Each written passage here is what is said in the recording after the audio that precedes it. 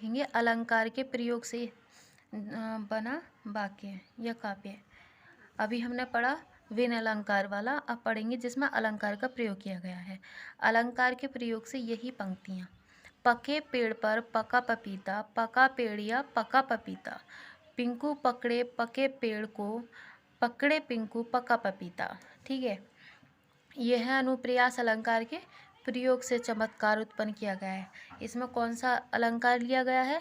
अनुप्रेयास अलंकार। ठीक है, अगला आ जाता है विन अलंकार के प्रयोग का काव्य। श्रवण कुमार की मृत्यु पर उनकी अंधी माँ विलाप करते हुए भगवान से प्रश्न कर रही हैं कि भगवान ने उन्हें अंधी क्यों बनाया। अब अलंकार के प्रयोग से देखते हैं।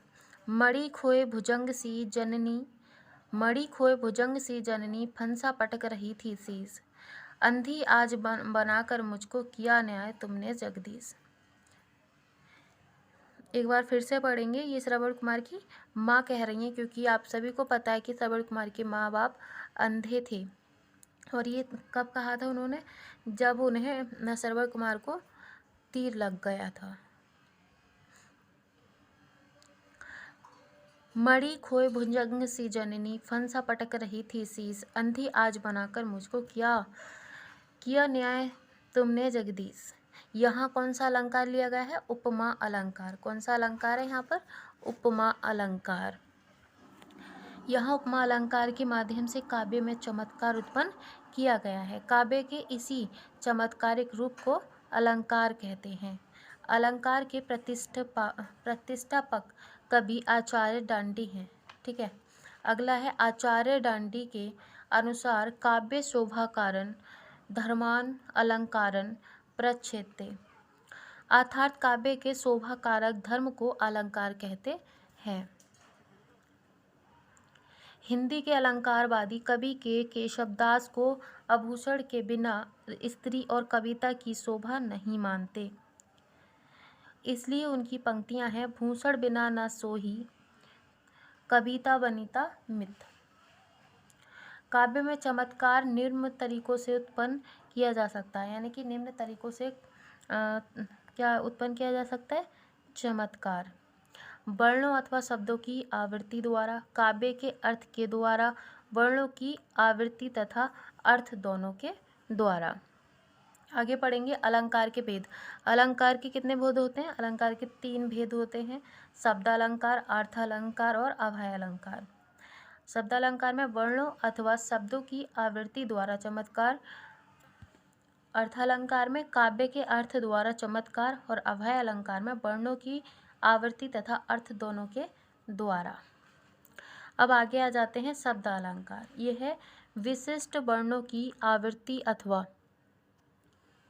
विशिष्ट शब्दों की आवृत्ति के माध्यम से काव्य में चमत्कार उत्पन्न किया जाता है। इन विशिष्ट वर्णों अथवा शब्दों के स्थान पर अन्य वर्ण और शब्द रखने पर चमत्कार उत्पन्न हो जाता है। शब्दालंकार के भेद कितने भेद हैं इसके? अनुप्रेयास, यमक, श्लेष, पुनरुक्ति, विप्सा, व्युत्पत्ति, पुनरुक्त पदाभास। पहला है अर्थालंकार। दूसरे नंबर पर यहाँ काव्य के अर्थ के माध्यम से चमत्कार उत्पन्न किया जाता है तथा यहाँ शब्दों के स्थान पर अन्य समानार्थी शब्द रखने पर भी चमत्कार नष्ट नहीं होता। अर्थालंकार में क्या हो गया? मतलब कि जैसे एक ही तरीके के बहुत सारे शब्द होते हैं, अगर हम उसकी जगह जो शब्द लिखा हुआ है उसको हटाकर उसी के समान शब्द रख दें तो इसमें कोई जो चमत्कार है वो नष्ट नहीं होगा, यानी कि ख़त्म नहीं होगा। अर्थालंकार के 30 से अधिक भेद हैं, यानी कि जो भेद हैं, प्रकार हैं, वो कितने? 30 से ज़्यादा हैं। जैसे प्रमुख अलंकार हैं, उपमा है, रूपक है, उत्प्रेक्षा है, प्रतीप है, संदेह है, विभावना, विशेषोक्ति और आदि। अभय अलंकार पढ़ते हैं। यहाँ शब्द एवं अर्थ दोनों के माध्यम से काव्य में चमत्कार उत्पन्न किया जाता है। अभय अलंकार में क्या होता है कि शब्द और अर्थ दोनों के माध्यम से चमत्कार उत्पन्न होता है, और उसमें क्या होता था कि उसमें अर्थ किया। आगे आ जाता है सदृष्टि तथा संकर इसके भेद हैं। शास्त्राष्टय और संकर क्या है, इसके भेद हैं यानी कि प्रकार हैं। अनुप्रास शब्द अलंकार, जहाँ वर्णों अथवा शब्दों की आवृत्ति द्वारा काव्य में संगीत में आ जाने से चमत्कार हो जाता है, चमत्कार उत्पन्न हो जाता है, वहाँ अनुप्रास अलंकार होता है। जैसे चंदू के चाचा ने चंदू की चाची को चांदनी चौक पर चांदनी रात में चांदी की चमची से चटनी चटाई। ठीक है, यहाँ क्या हो रहा है, एक संगीत में हो रहा है। जैसे अगर हम इसे एक बार फिर से पढ़ेंगे, चंदू के चाचा ने चंदू की चाची को चांदनी चौक पर चांदनी रात में चांदी की चमची से चटनी चटाई। यहाँ चा वर्ण के बार बार आने से पंक्तियाँ संगीत में हो गई हैं, इसलिए यहाँ अनुप्रास अलंकार है। कौन सा अलंकार है यहाँ पे, अनुप्रास अलंकार। ठीक है, शब्द अलंकार के भेद, अनुप्रास अलंकार के 5 प्रकार हैं या 5 भेद होते हैं।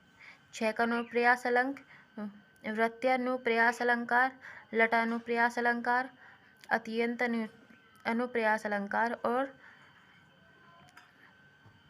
श्रुत्यानुप्रास अलंकार। छेकानुप्रास अलंकार, जहाँ स्वरूप और क्रम से अनेक वर्णों की आवृत्ति एक बार होती है, वहाँ छेकानुप्रास अलंकार होता है। छेकानुप्रास अलंकार को चतुरला अलंकार भी कहते हैं, क्योंकि इसका प्रयोग चतुर व्यक्ति करते हैं। मतलब इस अलंकार का प्रयोग कौन से लोग करते हैं, चतुर यानी कि चालाक लोग।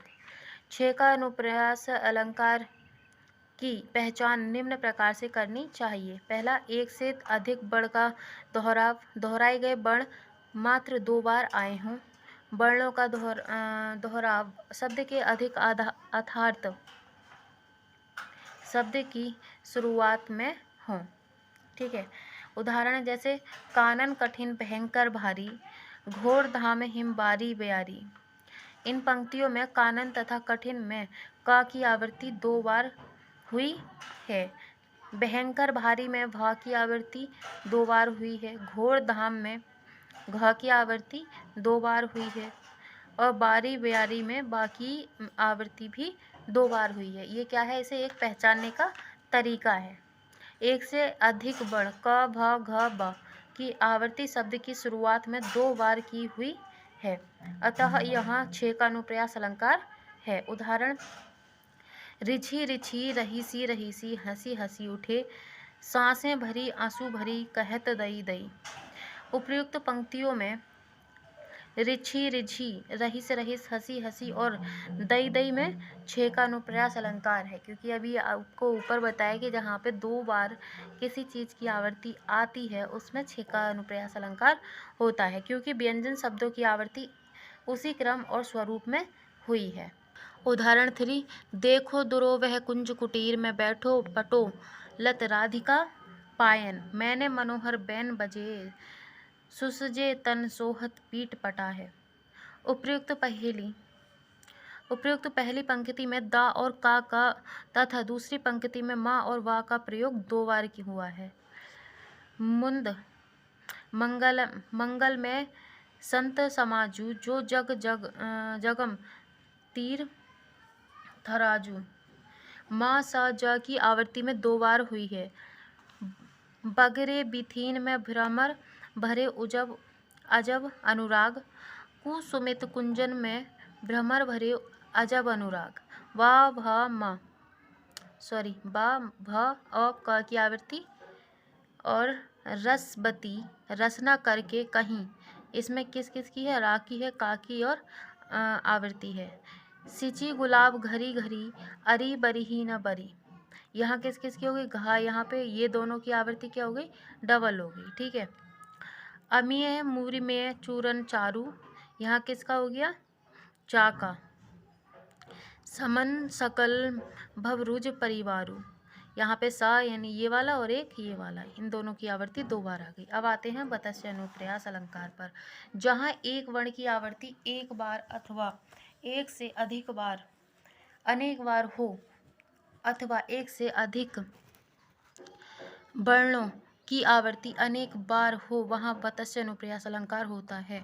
बतस्य अनुप्रास अलंकार की पहचान, मात्र एक वर्ण अथवा एक से अधिक वर्ण दोहराया जाता है। एक वर्ण का दोहराव एक बार अथवा एक से अधिक बार भी हो सकता है। अगर एक से अधिक बार दोहराए जाते हैं तो वे कम से कम 2 से अधिक बार अधिक बार आते हैं। दोहराव शब्द की शुरुआत में अथवा मध्य में अथवा अंत में कहीं भी हो सकता है। ये जो दोहराव होता है इसमें क्या होता है, शुरू में, बीच में और अंत कहीं भी हो सकता है। और क्या होता है इसमें, मात्र एक वर्ण अथवा एक से अधिक वर्ण ही दोहराए जाते हैं। ठीक है। रघुपति राघव राजा राम, राखी अनेक बार आवृत्ति। ठीक है, रा की आवृत्ति कितनी बार हो गई, अधिक बार हो गई। देखो र र र र। कम को है कलिम, कलिमल, करीगन के, तो इसमें का की हो गई। सपने सुनहले मन भाए, सा की आवृत्ति हो गई। चारों चंद्र की चंचल किरणें खेल रही हैं जल थल में, इसमें च और ला की होगी। ठीक है, अनेक बार आवृत्ति। तरनी तनुजा तट तमल तरुवर बहु छाए, इसमें ता की आवृत्ति कितनी, अनेक बार हो गई। अब आगे आ जाते हैं। चामर सी चंदन सी चंद्रिका सी चंद्र सी, चांदनी चमेली चारु चांद सी सुधर है, कुंद सी मुकुंद सी कपूर सी कृपा ऐसी, कल्प तरु कुसुम सी कीर्ति सी बर है। ठीक है, आगे आ जाता है। कूलन में, केली में, कछारन में, कुंचन में, करियान में, कलीन किलकत है पतन पाप पखंड जले, बिमल बाणी में बीड़ा ली, कल कंगन कुंडल मोर पखा, कुकी कुकी कलित कुंजन करत कलोल, खेदी खेदी खाती, चरर मरर खुल गए अरर, मुखित महीपति मंदिर आए, सेवक सचिव सुमंत बुलाए। इसमें क्या है, माँ और सा की आवृत्ति है जो 2 बार है। बंदो गुरु पद्म पद्मु परागा, सु रुचि सुबास सरस अनुरागा। अब आ जाते हैं आगे। लटानुप्रयास अलंकार, इसमें क्या होता है, जहाँ शब्दों पदों अथवा शब्द समूह की समान अर्थ में आवृत्ति हो किंतु तात्पर्य या अन्वय भेद हो, वहाँ लोटानुप्रयास अलंकार होता है। लटानुप्रयास अलंकार। उदाहरण है इसका, पूत सपूत तो क्यों धन संचय, पूत सपूत तो क्यों धन संचय, पूत कपूत तो क्यों धन संचय। अब इसमें क्या है, चीज़ें एक ही हैं। यहाँ पे कहा गया है ना कि जहाँ शब्दों और पदों या शब्द समूह की समान अर्थ में आवृत्ति हो किंतु तात्पर्य अथवा अन्वय में भेद हो, वहाँ क्या होता है, लटानुप्रयास अलंकार होता है। हमने जैसे पहली लाइन पढ़ी कि पूत सपूत तो क्यों धन संचय, पूत कपूत तो क्यों धन संचय। यहाँ इन दोनों का ही क्या है, जैसे तात्पर्य अन्य भेद हो वहाँ, अभी इसमें भेद ही है। इन दोनों का अर्थ यहाँ पे अलग अलग हो सकता है। क्यों, क्योंकि पूत सपूत तो क्यों धन संचय, कि जब तेरे पास एक पूत है, सपूत है यानी कि जो अच्छा है, तेरे पास पूत है यानी कि बेटा है, तो तू क्यों धन संचय रहा है यानी कि बचा रहा है। और दूसरी लाइन का अर्थ है कि पूत कपूत तो क्यों धन संचय, यानी कि तेरे पास जो पूत है वो कपूत है, तो तू उसके लिए धन क्यों संचय कर रहा है। ठीक है, तो इन दोनों लाइनों का अर्थ अलग अलग हो गया। ठीक है, अगला उदाहरण है, राम भजन जो करत नाही भव बंधन बहताही, राम भजन जो करत नहीं भव बंधन भय तहियारी। ठीक है, इनमें भी उसी तरीके से है कि एक लाइन का अर्थ दूसरा और एक का दूसरा। आगे आ जाता है, पराधीन को है नहीं स्वाभिमान सुख स्वत, पराधीन जो है नहीं स्वाभिमान सुख स्वत है। अगला आ जाता है, तेग बहादुर हाँ वे थे गुरु पदवी के पात्र समार्थ, तेग बहादुर हाँ वे थे गुरु नाग, कहाँ था तू संशय के नाग, रघुकुल रीत सदा चली आई, प्राण जाए पर बचन न जाई। ठीक है, फूलों के आसपास रहते हैं फिर भी कांटे उदास रहते हैं, फूलों के आसपास रहते हैं फिर भी कांटे उदास रहते हैं, 3-4 फूल हैं आसपास धूल है, 3-4 फूल हैं आसपास धूल है, बांस हैं बबूल हैं, घास है दुकूल है। ठीक है, ये क्या है, उदाहरण है। 3-4 फूल हैं, आसपास धूल है, बांस है, बबूल है, घास है, दुकूल है। आगे आ जाते हैं। विरह कमंडल कर लिए बैरागी दो नैन, मांगे दरस मधु करी छलके रहे दीन रैन। अब पढ़ेंगे त्रिया श्रुत्य अनुप्रयास अलंकार। जहाँ एक ही उच्चारण स्थान के उच्चारित वर्णों की आवृत्ति में हो वहाँ श्रुत्य अनुप्रयास अलंकार होता है। उदाहरण, दीनांत था थे दीननाथ डूबते। यहाँ दंत्य व्यंजन तथा थ द की आवृत्ति है। चमक चमक कर चंद्रिका छम छम नाची खूब, जगमग जगमग हो गई झिलमिल झिलमिल धूप। ठुमक ठिठक कर चली टिटहरी, डम डम डमरू उठा बजा। मूर्धन्य व्यंजन क्या है, इसमें ट ठ ड की आवृत्ति है। बम बम बम बम भोले भंडारी जय त्रिपुरारी करो कृपा। इसमें क्या आ जाता है, ओष्ठ्य व्यंजन यानी कि वा और भा। श्लेष शब्द अलंकार। एक शब्द एक बार या एक से अधिक बार आता है तो उसे क्या कहते हैं, श्लेष अलंकार कहते हैं। परंतु विभिन्न प्रसंगों में उस शब्द के अलग अलग अर्थ होते हैं। क्या होते हैं, अलग अलग अर्थ होते हैं। यहाँ विभिन्न प्रसंगों का अर्थ अलग अलग संदर्भ परिस्थिति अथवा दूसरी पृष्ठभूमि से है। विभिन्न स्थिति में शब्द का अर्थ अथवा तात्पर्य अलग होता है। उदाहरण, रहीमन पानी राखिए बिन पानी सब सून, पानी गए न उबरे मोती बिन मानस चून। प्रसंग क्या है, यहाँ पे पहला आ गया आपका मोती। मोती के लिए पानी शब्द का अर्थ उसकी चमक से है, ठीक है। नंबर 2 में क्या है, मनुष्य। मनुष्य के लिए पानी शब्द का अर्थ उसकी इज्जत से है। और प्रसंग यानी कि चून या आटा। चून के लिए पानी शब्द का अर्थ जल से है। अब यहाँ क्या अलग अलग चीज़ें हो गई, इनके अर्थ अलग हो गए। पहला क्या हो गया यहाँ पे, रहीमन पानी राखे बिन पानी सब सून, ठीक है। पानी गए ना उबरे मोती मानुस चून। मोती किसके लिए हो गया, अब यहाँ से ही ये चीज़ें बने। मोती यानी कि जो पानी की चमक है, और मनुष्य यानी कि जिसकी शर्म है, इज्जत है, उसके लिए आ गया। और चून यानी कि जब हम आटा मलते हैं तो हमें क्या होता है, पानी की ज़रूरत होती है, तो यहाँ ये पानी के लिए हो गया। अगला उदाहरण है, चरण धरत चिंता करत चितपत चरहु और, सुबरन को खोजत फिरत कवि वियुधरी चारी चोर। अब पहले प्रसंग में आ जाता है कवि। कवि मतलब कवि के लिए सुमरन शब्द का अर्थ सुंदर शब्दों से है। और आगे आ जाता है विभिचारी, यानी कि विभिचारी के लिए सुमरन शब्द का अर्थ सुंदर स्त्री से है। और चोर के लिए सुमरन शब्द का अर्थ स्वर्ण से है। स्वर्ण यानी कि सोना। उदाहरण नंबर 3, चिरजीवो जोरी जुरे क्यों ना, सनेह गंभीर को घटी ये ब्रज भनुषा बे हलधर के वीर। यहाँ 2 शब्द में श्लेष अलंकार है। पहला ब्रज भनुजा तथा दूसरा हलधर।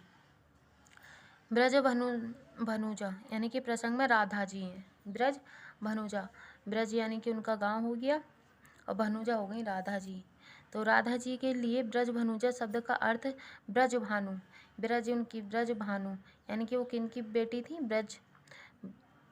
ब्रज में रहती थी यानी कि वृंदावन। और ब्रजभानु या ब्रजभान उनके पिता का नाम था। प्रसंग गाय। गाय के लिए ब्रज भनुजा का अर्थ बैल की बहन से है, ठीक है। और हलधर प्रसंग में कृष्ण जी हो गए। कृष्ण जी के लिए हलधर का अर्थ बलराम से है। बलराम कौन थे, कृष्ण जी के भाई थे। और बैल का अर्थ है, बैल के लिए हलधर का अर्थ खेत में जुताई करने वाले बैल से है, ठीक है। नंबर 4 में आ जाता है, जो रहीम गति दीप की कुल कपूत गति सोए, बारी उजारे लगे बंदी अंधेरो होए। यहाँ बारे बड़े शब्दों से श्लेष अलंकार है। और बड़े का मतलब है प्रसंग इसका बालक। कपूत के लिए बड़े का अर्थ है बालक का बड़ा होना। और प्रसंग दीपक, दीप के लिए बड़े का अर्थ है दीपक का बुझ जाना। कहते हैं ना कि दीपक बढ़ा दीजिए या मोमबत्ती बढ़ा दीजिए, ये कर दीजिए, उसमें होता है बुझा देना। बारे यानी कि कपूत के लिए बारे का अर्थ है बाल्यकाल से।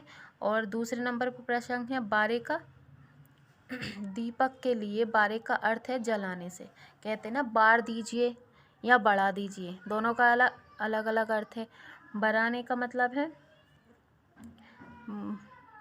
बढ़ाने का मतलब यानी कि बुझाना, और बारे का मतलब है जलाना। ठीक है। नंबर 5 में है रावण सर सरोज बनवारी चले रघुवीर सिली मुख दहारी। यहाँ सिली मुख शब्द से श्लेष अलंकार है। प्रश्न नंबर 1 में है बाण या सर। बाण सर के लिए सिलीमुखी का अर्थ बड़ नामक अस्त्र से है। और प्रश्न नंबर 2 भंवरा भौरे के लिए सिलीमुखी का भंवरा नामक एक कीट से है। नंबर 6 में आ जाता है विरह का जल जात जीवन, विरह का जल जात। यहाँ जल जात शब्द में श्लेष अलंकार है। यहाँ पर जल जात के अलग अलग परिस्थितियों में अलग 3 अर्थ हैं। जैसे अर्थ नंबर 1 में विरह का जल अर्थात आंसू, आंसू से है। और अर्थ नंबर 2 विरही रूप काजल से है। और तीसरा है विरह के कारण लज्जित। नंबर 7 रो रो कर सिसक सिसक कर कहता मैं करुण कहानी, तुम सुमन नौचते सुनते करत जानी अनजानी। ठीक है। अब आगे आ जाते हैं। यहाँ सुमन शब्द में श्लेष अलंकार है। अर्थ है सुमन का मतलब होता है फूल, और दूसरा आ जाता है सुमन यानी कि सु प्लस मन अर्थात सुंदर मन। विपुल घन अनेक को रतन हो साथ लाए, प्रियतम बतला दो लाल मेरा कहाँ है। यहाँ विभिन्न परिस्थितियों में लाल शब्द के 2 अर्थ हैं, इसलिए इसमें श्लेष अलंकार है। अर्थ नंबर 1 लाल यानी कि पुत्र, और नंबर 2 लाल से है मणि। मधुवन की छाती को देखो सूखी कितनी इसकी कलियां। यहाँ कलियां शब्द के विभिन्न प्रसंग में 2 अर्थ होने से श्लेष अलंकार है। जैसे पहला अर्थ हो जाता है कलियां यानी कि फूल के खिलने से पूर्व की दशा, और कलियां नंबर 2 यानी कि यौवन से पूर्व की अवस्था।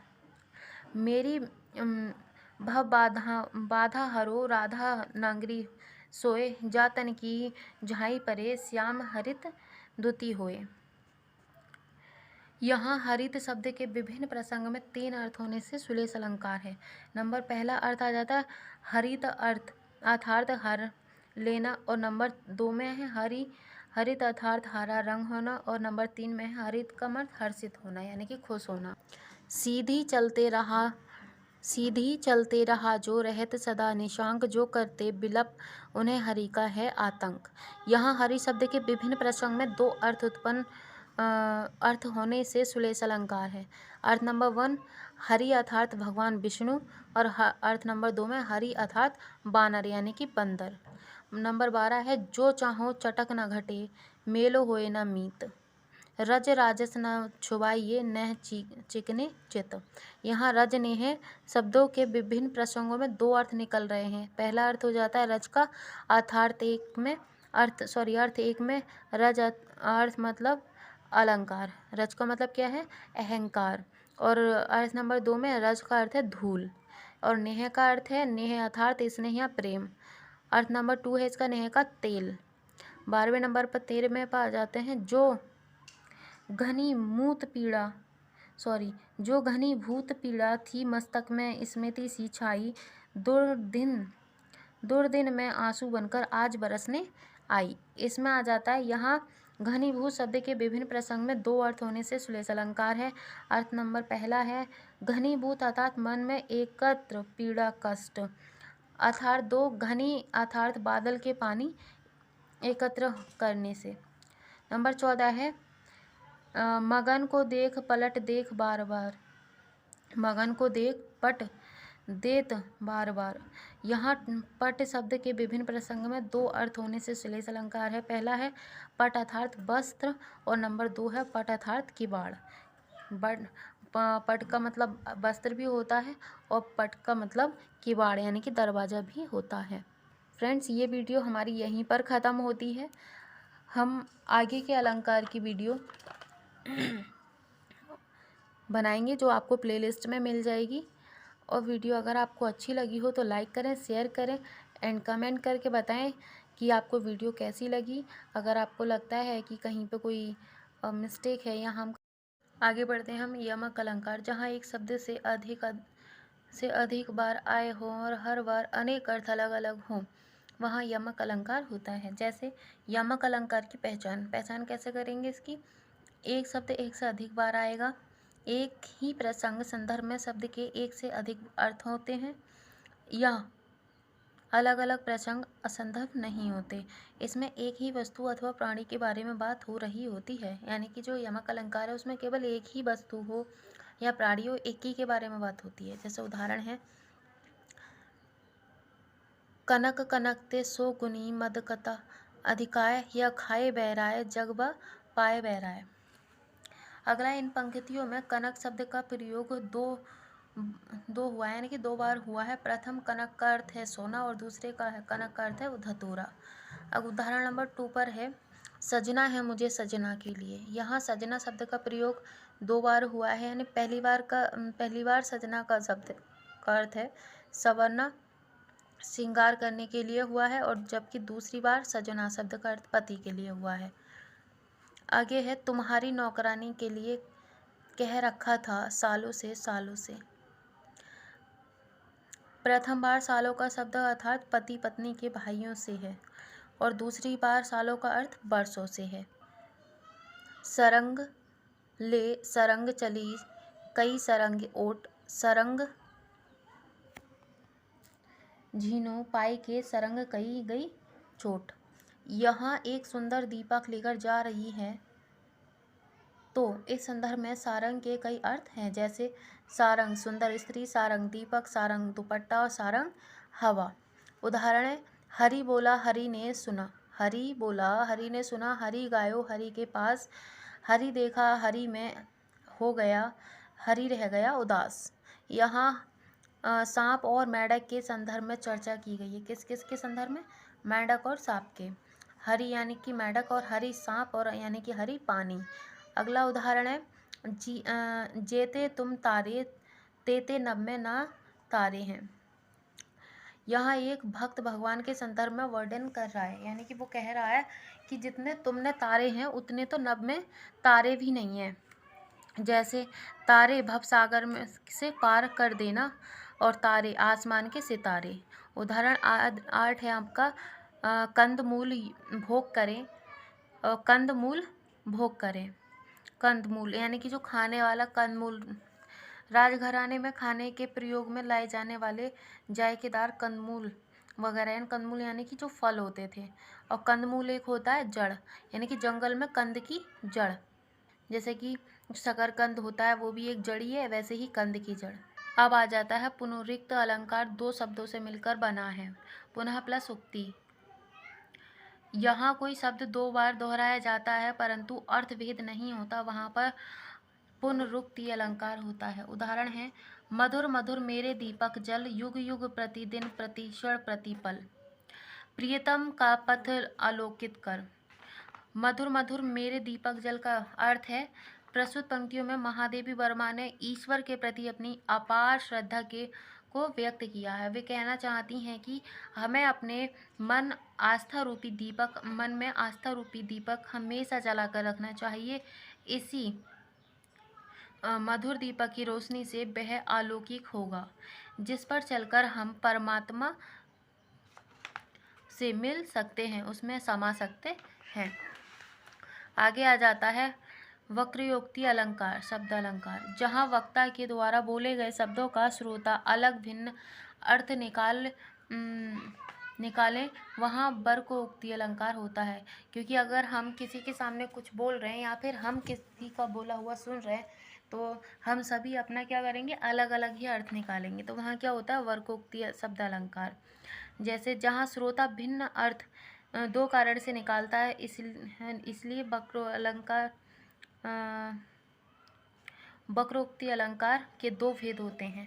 कंठ ध्वनि में परिवर्तन के कारण काकू वक्रोक्ति अलंकार, और दूसरा भिन्न संदर्भ में शब्द के अलग अर्थ के कारण सुलेश वक्रोक्ति अलंकार होता है। उदाहरण है, कह अंगद सलज्ज जग माही, रावण तो ही समान कहु नाही, लाजबंत तब सहज स्वभाव, निज मुख नीच गुण कहि न काऊ।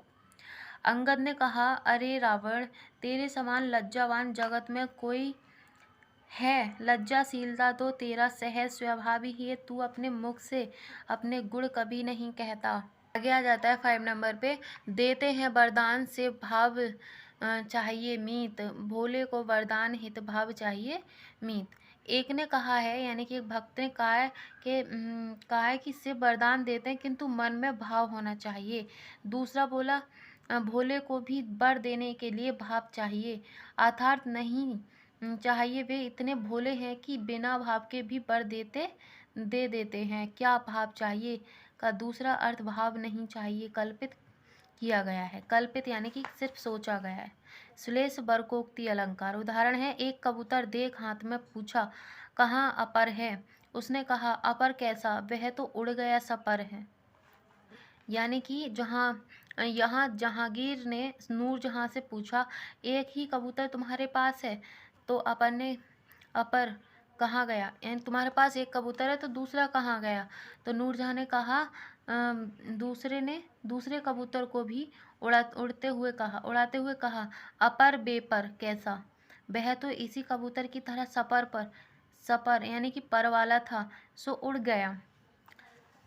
अपने प्यारे कबूतर के उड़ जाने पर जहांगीर की चिंता का मखौल नूरजहां ने उसके अपर दूसरे कबूतर को अपर बेपर की बजाय सफर वाला यानी कि पर वाला सिद्ध कर वर्कोक्ति अलंकार के द्वारा उड़ाया। यहाँ अपर शब्द को बिना तोड़े ही दूसरा और बेपर वाला दो अर्थ लगने से अभंग श्लेष हुआ। अगला आ जाता है उदाहरण नंबर 2, को तुम हो। को तुम यानी कि तुम कौन हो, इत आए कहाँ, इधर कहाँ आए हो। घनश्याम हो तो कितहु परसों, अगर घनश्याम हो तो बरसों से कहाँ थे। चित चोर कहावत है हम तो, चित चोर कहलाते हैं हम तो। और तह जहूँ जहाँ धन है बरसों, और वहीं जाते हैं जहाँ पे धन बरसता है। जैसे राधा घनश्याम का अर्थ बादल लाकर देती हैं, उत्तर है कहीं और जाकर बरसों। ठीक है। और पुनः कृष्ण द्वारा चित्तचोर नामक बतलाने पर वह कहती हैं चोर हो तो वहाँ जाओ जहाँ धन है। इस तरह घनश्याम और चित्तचोर का दूसरा अर्थ देश से लिया गया है। यहाँ वक्ता के कथन का स्रोत आने चमत्कारपूर्ण भिन्न अर्थ श्लेष से ग्रहण किया गया है, इसलिए श्लेष बरकोक्ति अलंकार है। उदाहरण है अगला, भिक्षु को कित को गिरजे सो तो मगन को बलि द्वार गयोरी। आगे आ जाता है, यहाँ लक्ष्मी विनोद में पार्वती से पूछती हैं कि हे गिरिजा तुम्हारा भिक्षु अर्थात शिव कहाँ गए हैं। पार्वती भी परिहास में उत्तर देती हैं कि हे लक्ष्मी, भिक्षु अर्थात विष्णु तो बलि के द्वार मांगने गए हैं। विप्सा अलंकार। जब आदर हर्ष शोक विस्मय बोधक आदि भावों को प्रभावशाली रूप से व्यक्त करने के लिए शब्दों की पुनरावृत्ति को ही विप्सा अलंकार कहते हैं। इसकी पहचान है छी छी छी राम राम हाय हाय आदि। विप्सा अलंकार को ही पुनरुक्ति प्रकाश अलंकार भी कहते हैं। उदाहरण नंबर 1, हा इन्हें रोकना टोकना लगाबो तुम। यहाँ हा की पुनरुक्ति द्वारा गोपियों का विरह जनित आवेग व्यक्त होने विप्सा अलंकार है। उदाहरण है, राम राम यह कैसी दुनिया कैसी तेरी राम राम यह कैसी दुनिया कैसी तेरी माया, जिसने पाया उसने खोया जिसने खोया पाया। पुनरुक्त वादा माँ शब्द अलंकार। काव्य में जहाँ पर शब्दों का प्रयोग इस प्रकार हो कि वे पर्याय या पुनरुक्त न होने पर भी पर्याय प्रतीत हो पर अर्थ अन्य दे, वहाँ पुनरुक्त वादाभास अलंकार होता है। उदाहरण है, अली और गुंजन लगे होन लगे दलपात, जहाँ तहाँ फूले रुख तरु प्रिय प्रीतम किमी जात। यहाँ अली शब्द का अर्थ भंवरा न होकर सखी तथा पात शब्द का अर्थ पत्ता न होकर गिरना है, अतः पुनरुक्त वादाभास अलंकार है। अगला आ जाता है, पद चिन्हों पर चल सलील लेकर उनका नाम, जिनके हंस हरदम किया तेरा काम तमाम। यहाँ पद चिन्हों का अर्थ परंपरा नाम का अर्थ याद तथा काम तमाम का अर्थ है समाप्त, यानी कि कार्य समाप्त करने से। अब आ जाता है अर्थ अलंकार। इसमें है जहाँ काव्य में अर्थ के माध्यम से चमत्कार उत्पन्न किया जाता है वहाँ अर्थ अलंकार होता है। यहाँ शब्दों के स्थान पर उनके पर्यायवाची शब्द रखने पर अर्थ में कोई बदलाव नहीं आता। प्रमुख अर्थ अलंकार निम्न प्रकार हैं। पहला आ जाता है उपमा अलंकार। जहाँ अत्यंत समानता के कारण एक वस्तु या प्राणी की तुलना प्रसिद्ध वस्तु या प्राणी से की जाए वहाँ उपमा अलंकार होता है। उपमा अलंकार के 4 भेद होते हैं, 4 तत्व होते हैं। उपमेय, जिसकी उपमा दी जाए अर्थात जिनका वर्णन हो रहा है हीन वस्तु हीन स्थिति। नंबर 2 है उपमान, जिससे उपमा दी जाए महान या उच्च स्थिति में वस्तु या प्राणी। साधारण धर्म, उपमेय तथा उपमान में पाया जाने वाला परस्पर समान गुण, वह गुण जिसके द्वारा तुलना की जा रही है। नंबर 3 है साधारण धर्म, उपमेय और उपमान में समानता प्रकट करने वाला शब्द, जैसे ज्यों सम सा सी तुल्य नाई सरिस आदि। उदाहरण है सागर सा गंभीर हृदय हो, गिरी सा ऊंचा हो जिसका मन। उपमान इसमें हो जाएगा सागर तथा गिरी, और उपमेय क्या है मन और हृदय।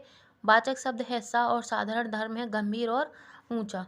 उदाहरण है हरि पद कोमल कमल से। हरि के पद कैसे कोमल करी से हैं। इसमें उपमान अपना कमल हो जाएगा, उपमेय हरि पद हो जाएगा, और वाचक शब्द है से, और साधारण धर्म है कमल। आगे आ जाता है उपमा अलंकार। उपमा अलंकार कितने भेद हैं? 2।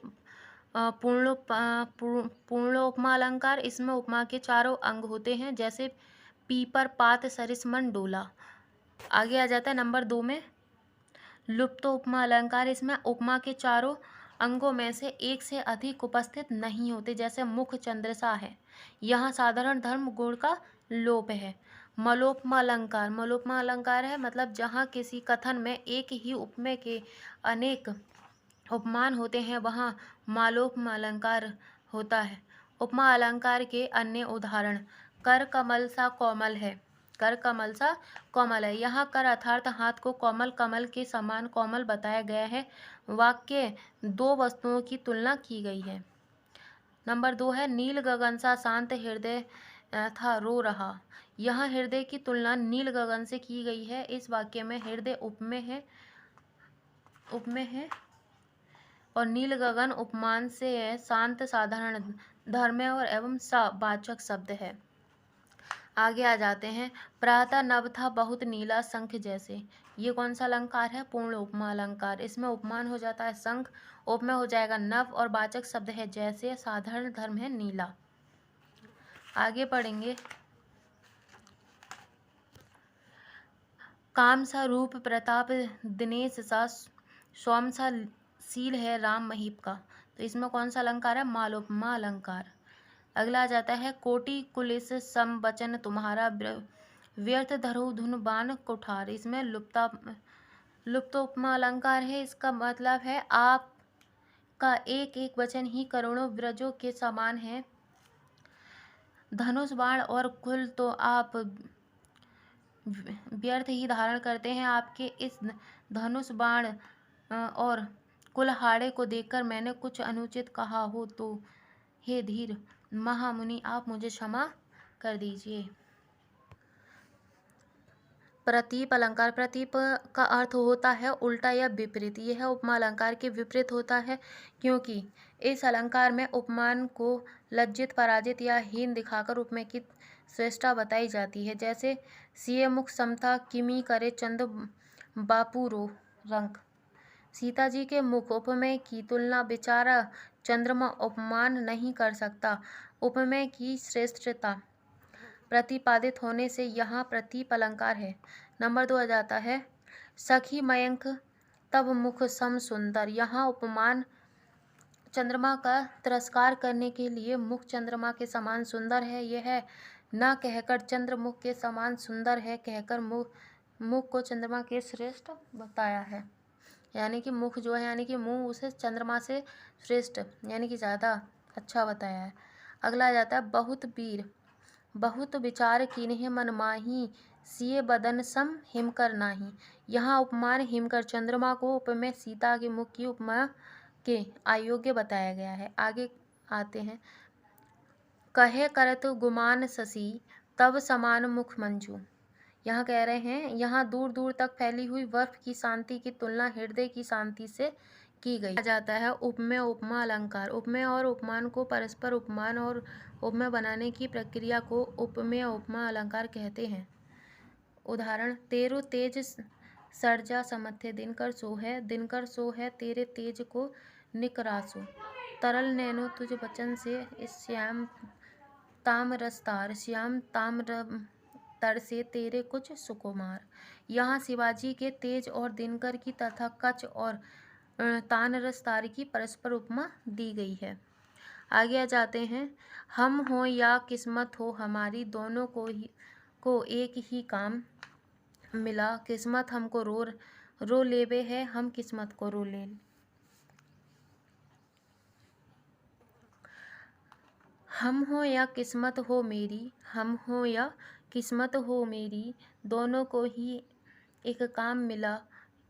हिम्मत हमको रो लेवे है, किस्मत हमको रो लेवे है, हम किस्मत को रो ले हैं।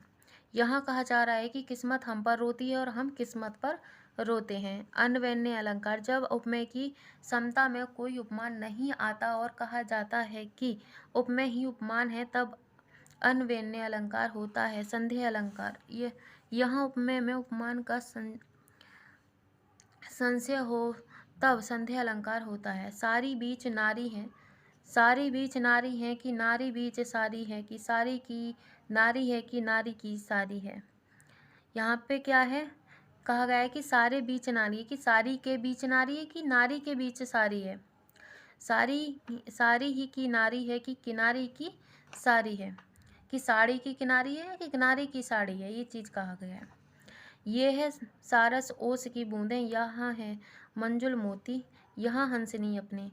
छाई ओस की बूंदें बूंदों को देखते हैं, परंतु सादृश्यता के कारण वह ये निर्णय नहीं कर पा रही है कि ये ओस की बूंदें हैं अथवा सुंदर मोती। आगे हम पढ़ेंगे। आगे आ जाता है दृष्टांत अलंकार।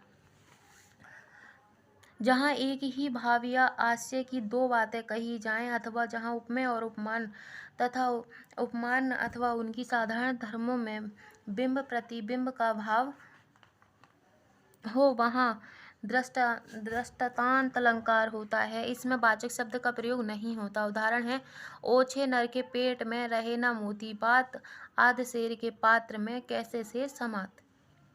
यानी कि जो ओछे इंसान होते हैं उनका क्या होता है, उनके पेट में कोई भी बात छुपती नहीं है। यानी कि कोई भी अगर उन्हें कोई बात बताता है वो एक से अपने से दूसरे व्यक्ति तक पहुंचा देते हैं। आगे क्या है कि आध शेर के पात्र में कैसे शेर समात, यानी कि जिसका पेट ही छोटा है, जिसका बर्तन ही पात्र यानी कि बर्तन, जिसका बर्तन ही छोटा है तो उसमें कैसे शेर समा सकता है। अतिश योग्यता अलंकार। जब किसी वस्तु व्यक्ति आदि का वर्णन बहुत बड़ा चढ़ाकर किया जाए तब क्या होता है, अतिश योग्यता अलंकार। आजकल बड़ा चढ़ाकर ही बातें करी जाती हैं तो उसमें अतिश योग्यता अलंकार ही होता है। उदाहरण नंबर 2, आगे नदियाँ पड़ी अपार घोड़ा कैसे उतरे पार। आगे नदियाँ पड़ी अपार घोड़ा कैसे उतरे पार, राणा ने सोचा इस पार तब तक चेतक था उस पार।